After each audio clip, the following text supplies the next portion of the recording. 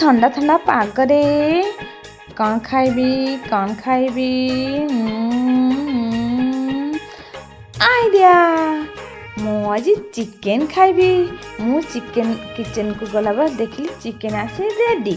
Chicken आदि सामग्री दरकार अदा रसुण पेस्ट, प्याज कटा, आलू भजा, लंका गुंड, हलदी गुंड, गरम मसला, दालचीनी। फास्ट आमे कड़े को गरम करवा से किसी तेल दबा से तेल गरम होला पर चीनी दबा तापर दालचीनी पकाइबा।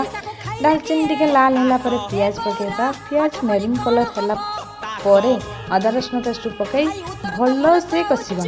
तापर लंका गुंड, हल्दी गुंड, गरम मसला दे ताको पुन थरे कषिबा। तापर मसला ठीक से कषिला पर चिकेन को पकाइबा। चिकेन देखो कसी कसी कसी लाल हवा जाके कषिबा।